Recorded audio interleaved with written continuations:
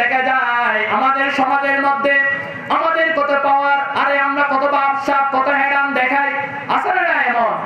আমরা কত হেডাম দেখাই, কত বাপসাপ। আল্লাহ বলেন, ও আমার বান্দারা, ওই কিয়ামতের ময়দানে সেদিন একত্রিত সব পাওয়ার থাকবে আমার আল্লাহর হাতে।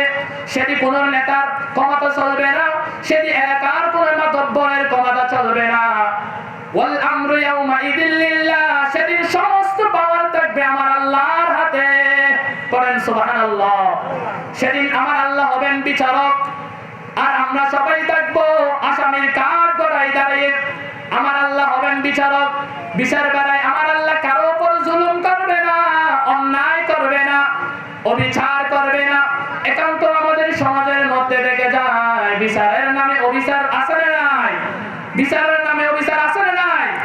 অপরাধীকে নিরপরাধী বানায় আর নিরপরাধীকে অপরাধী বানায়। এই স্বভাবটা কিন্তু আমার আল্লাহর নাই, কারণ আমার আল্লাহ হলেন ন্যায় বিচারক। এই জন্য আল্লাহ বলেন, ও আমার বান্দারা শোনো, তোমরাও মানুষের উপর জুলুম করবে না, অন্যায় করবে না।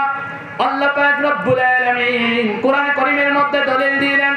কোরআন কারীমের সূরাতুন নাহলের 90 নম্বর আয়াতের মধ্যে রব্বুল আলামিন বলেন, ইন্নাল্লাহা ইয়া'মুরু বিল আদলি ওয়াল ইহসান ওয়া ইতা'i যিল কুরবা ওয়া ইয়ানহা আনিল ফাহশাই ওয়াল মুনকার। রব্বুল আলামিন বলেন, নিশ্চয় আল্লাহ তোমাদেরকে ন্যায় কায়েম করার, ইনসাফ কায়েম করার এবং সদাচরের আদেশ দিচ্ছেন। আবার কোরআন কারীমের সূরাতুল হুজুরাতের 9 নম্বর আয়াতের এন্ডিংয়ে রব্বুল আলামিন বলেন, ওয়া আকাসিতু ইন্নাল্লাহা ইউহিব্বুল মুকসিতিন। আল্লাহ পাক রব্বুল আলামিন বলেন, ন্যায় বিচারককে ইন্নাল্লাহা ইউহিব্বুল মুকসিতিন। ন্যায় বিচারককে আমার আল্লাহ ভালোবাসে, মহব্বত করে। আল্লাহ তার হাবিবকে পুরো পৃথিবীর জন্য ন্যায়ের দৃষ্টান্ত রূপ দুনিয়ার মধ্যে প্রেরণ করে দিয়েছেন। পড়েন সুবহানাল্লাহ। আমার নবী দুনিয়ার মধ্যে আসলেন, বলেন তো কারো উপর জুলুম করেছে, অন্যায় করেছে, অবিচার করেছে? আমার নবী কারো উপর জুলুম করে নাই, অন্যায় করে নাই। আল্লাহ পাক রব্বুল আলামিন আমার নবীকে ঘোষণা করে দিলেন, ও আমার হাবিব শুনেন, ওয়াইদা হাকামতুম বাইনান নাসি তাহকুমু বিল আদল ইন্নাল্লাহা নি'মা ইয়া'iদুকুম বিহি ইন্নাল্লাহা কানা সামিআন বাসীরা। আল্লাহ পাক রব্বুল আলামিন ঘোষণা করে দিলেন, ওগো আমার নবী, আপনি যখন মানুষের উপর বিচার ফায়সালা করবেন, তখন আপনি মানুষের উপর জুলুম করবেন না, অন্যায় করবেন না, অবিচার করবেন না। আমার নবী দুনিয়ার মধ্যে আসেন, কারো উপর জুলুম করে নাই, অন্যায় করে নাই, অবিচার করে নাই। আমার একটা ঘটনা মনে পড়ে গেল, এই একটা হাদিস আমার মনে পড়ে গেল, ন্যায়ের একটা হাদিস। এই হাদিসটা বুখারী এবং মুসলিম শরীফ আরো বড় বড় কিতাবের মধ্যে আছে। ন্যায় বিচার। মাহজুমিয়া গোত্রে কুরাইশি এক মেয়ে চুরি করতে গিয়ে ধরা পড়েছে। এখন চোর সেই পুরুষ হোক বা মহিলা হোক, চোর একমাত্র শাস্তি কি? তার হাত কেটে ফেলা। এটা আমার কথা নয়, এটা আল্লাহর কথা। ওয়াসারিকু ওয়াসারিকাতু ফাকতাউ আইদিয়াহুমা। চোর সেই পুরুষ হোক বা মহিলা হোক, যদি চুরি করতে সেটা যদি প্রমাণ হয়ে যায়, তাহলে তার একমাত্র শাস্তি হলো তার হাত কেটে ফেলা।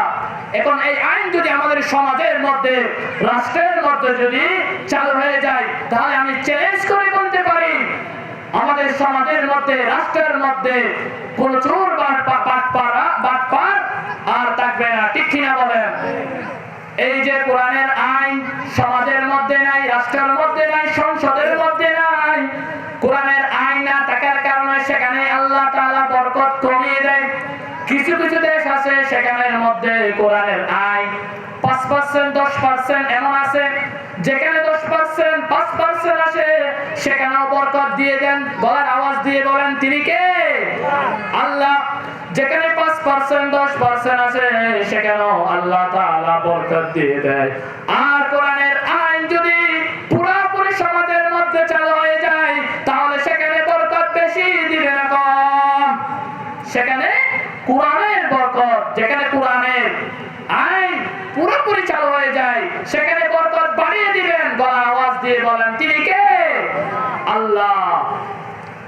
ওই যে মাহাজুমিয়া গোত্রের কুরাইশি মেয়ে চুরি করতে গিয়ে ধরা পড়েছে, নবীর আদালতে নিয়ে আসলো। সাহাবীরা সবাই সিদ্ধান্ত নিল, মহিলা তো খুব সম্ভ্রান্ত পরিবারের মেয়ে, এখন যদি নবীজি কোরআনের আইন অনুযায়ী যদি তাকে শাস্তি দিয়ে দেয় তাহলে তার পরিবারের কোনো মান ইজ্জত থাকবে না। মনে করেন এই তাবলস্তরের এক বড় লোক ঘরের মেয়ে অথবা ছেলে, সে চুরি করেছে, চুরি করার পর ধরা পড়েছে, তাহলে বলেন তো ওই তাকে নিয়ে সমালোচনা কম হবে না বেশি হবে? বেশি হবে। কারণ কি? সেই সম্ভ্রান্ত পরিবারের মেয়ে। এই জন্য সাহাবীরা সিদ্ধান্ত নিল, মহিলা যেহেতু সম্ভ্রান্ত পরিবারের মেয়ে, যদি নবীজি যদি কোরআনের আইন অনুযায়ী যদি তাকে শাস্তি দিয়ে দেয় তাহলে তো তার মান ইজ্জত কিছুই থাকবে না। এই জন্য সাহাবীরা সিদ্ধান্ত নিল, নবীজিকে যদি বলে একটু তার জন্য সুপারিশ করা যায়। মনে করেন সমাজের নেতা, এমপি, মন্ত্রী, কোন নেতা ছেলে চুরি করেছে বা পুলিশে ধরে নিয়ে নিয়েছে, তখন নেতা নামের ক্রেতারা এরা সবাই গিয়ে কি বলে? অন্য ওর উচ্চ লেভেলের নেতাকে দিয়ে বলে আমার ছেলেকে একটু ছাড়ানোর ব্যবস্থা করো, আমি তোমাকে খুশি করে দিব। বলে কি বলে না? এটা একটা উদাহরণ দিলাম। ওই জন্য ওই যে কুরাইশি সুন্দরী যুবতী নারী চুরি করতে গিয়ে ধরা পড়েছে, সাহাবীরা সিদ্ধান্ত নিল মহিলার রায়টা যেন একটু কমায় আনা যায়। সাহাবীরা কেউ বলে আল্লাহর নবীর দরবারে যায় না। সাহাবীরা সবাই সিদ্ধান্ত নিল, নবীজি এক সাহাবীকে বেশি ভালোবাসতো, মহব্বত করত। ওই সাহাবীর নাম হলো ওসামা ইবনে যায়েদ। সাহাবীরা সবাই সিদ্ধান্ত নিল, ওসামাকে ডাক দিল, ও ওসামা তুমি একটু যাও আল্লাহর নবীর কাছে একটু ওই মহিলার ব্যাপারে সুপারিশ করো।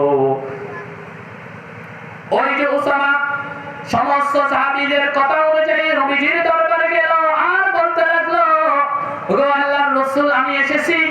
বলে তুমি কি জন্য এসেছো? বলে ওই যে মহিলা চুরি করেছে তার ব্যাপারে আমি সুপারিশ করার জন্য আসলাম। তখন নবীজি বলল, কেন সুপারিশ করবা? বলে মহিলা সম্ভ্রান্ত পরিবারের মেয়ে, বড় লোক ঘরের মেয়ে, যদি আপনি তাকে কোরআনের আইন অনুযায়ী যদি তাকে শাস্তি দিয়ে দেন তাহলে তার মান ইজ্জত কিছুই থাকবে না। এই কথা বলার পর আল্লাহর নবীজির মাথার উপর যেন আসমান ভেঙে যাওয়ার উপক্রম সৃষ্টি হয়ে পড়ল। নবীজি মসজিদের নববীর মধ্যে চলে গেল আর সাহাবীদের উদ্দেশ্যে ভাষণ দিতে লাগলো, ওগো আমার সাহাবীরা রে, ও সাহাবীরা তোমরা কিভাবে কোরআনের বিরুদ্ধে আঙ্গুল তোলো, তোমরা কিভাবে কোরআনের বিরুদ্ধে কথা বলো। সাহাবীরা তোমরা শোনো, এই যে মহিলা চুরি করে ধরা পড়েছে তার জায়গায় যদি আমার কলিজার টুকরা মেয়ে ফাতেমা চুরি করতো তাহলে আমি নবী সর্বপ্রথম কোরআনের আইন অনুযায়ী আমার মেয়েকে শাস্তি দিতাম, আমি জল্লাদকে আদেশ দিতাম না, আমি বাপ হয়ে আমি আমার মেয়ের হাত কেটে ফেলতাম। আল্লাহু আকবার। এটাকে বলে ন্যায় বিচার। এটাকে কি বলে? ন্যায় বিচার। কোন নেতা কি পারবে তার কর্মীর বিরুদ্ধে এমন অ্যাকশন নিতে?